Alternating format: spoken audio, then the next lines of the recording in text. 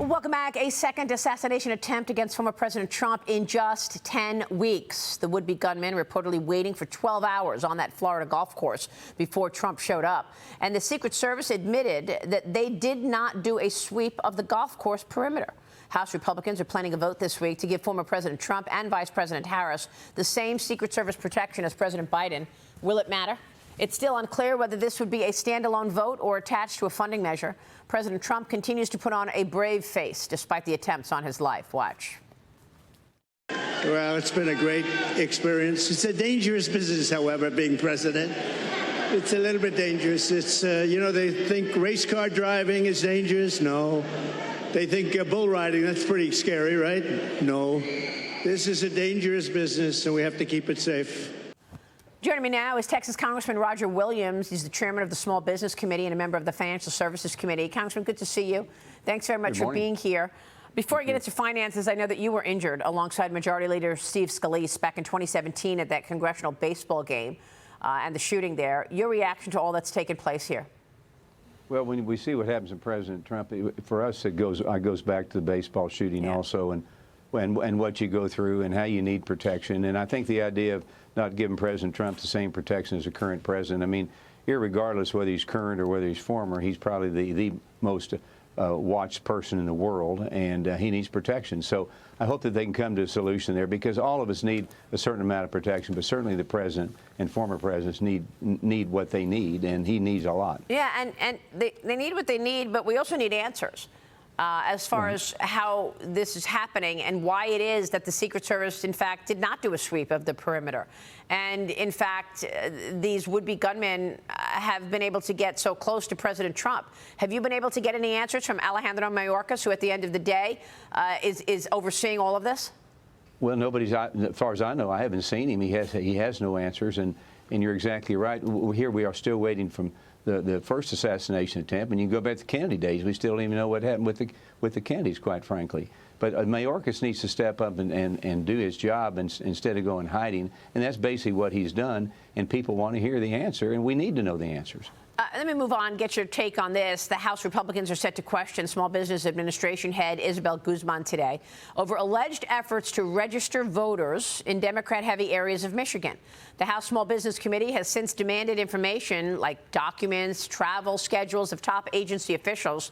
But you say you're being stonewalled. What exactly is going on there in Michigan, sir? Well, what they're doing, they signed a memo of understanding in Michigan to help register voters, which is not the purview of the SBA. It has nothing to do with it.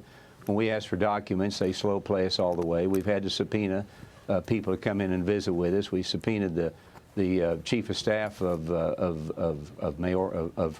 Guzman, and we asked him 201 questions, for example, and he gave us 201 answers of I don't know. So that's what we're up to. So we're going to have a hearing today. She's going to go before our committee. She's going to have to answer these questions, why they are diverting from taking care of Main Street America, small business, and trying to get involved in electioneering and register Democrats. It's not in the purview. She's way off base. She travels more than any other secretary. Why is she doing that? Her people aren't working. They're not on the job. They're still working from home. Main Street's hurting. Main Street needs answers, and the SBA is supposed to give it to them, but right now they've gone amok and they're out of control. Well, who are they registering specifically? I mean, I know that there have been questions about registering illegals in the country. That's what Oregon just had to apologize for. They claimed that it was a big mistake. A lot of Republicans are saying that illegals coming from the open border are now being given driver's license and wanting to get registered to vote. Who specifically are they registering? And hasn't the Biden administration been very clear that it's a whole of government plan to get every agency involved in the election? Well, it is their plan, but it's not their purview. And who they're registering, I mean, they're going into Flint, they're going into Detroit, Democratic strongholds. They go in there and register these people. We don't really know who they're registering, what they're requiring. I see. We're going to find out today in the hearing. Okay. Now to the economy. Experts are weighing in on some of the Trump and Harris proposals regarding the economy. Trump, of course, has vowed that he will have no tax on tips, no tax on Social Security, and his latest is no tax on overtime, promising workers who clock more than 40 hours a week tax-free overtime income. Last night, he posted on Truth Social that he would also lift the cap on state and local tax deductions. SALT, a key piece of his 2017 tax law, Harris, meanwhile, is echoing Trump's no tax on chips, but she's also proposing a $50,000 tax deduction for small business startups, a huge jump from the current $5,000 deduction. The Tax Foundation says Harris's small business breaks would be drowned out by her higher taxes overall, Congressman. She wants to take capital gains taxes up, corporate taxes up, institute 25% unrealized gains tax. How would you compare the two different economic proposals from these candidates? Well, there's no comparison. You know, I'm a small business owner. I own car dealerships in Texas, and there's no comparison. I mean, the bottom line is she's for raising taxes.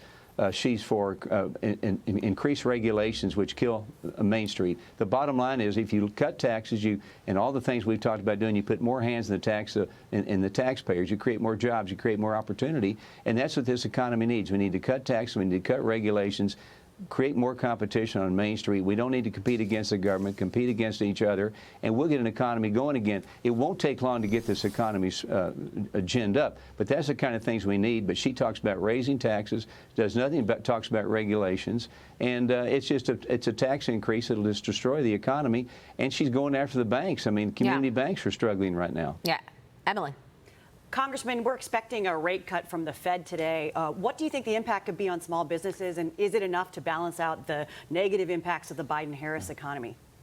Well, anytime you have tax cuts to Main Street and to small business, I think it's good. I mean, the bottom line is a tax cut or a rate cut will lower cost of goods. It lowers what people pay, and that's a good thing. Whether it should be 25 or 50, I mean, I don't know, but anything that has to do with cutting the interest rates right now is good for Main Street, because it does basically kind of reduce the cost of goods sold, and people can maybe buy something now they couldn't before. All right, we'll leave it there. Congressman, good to see you this morning. Thank you, sir. Thank you.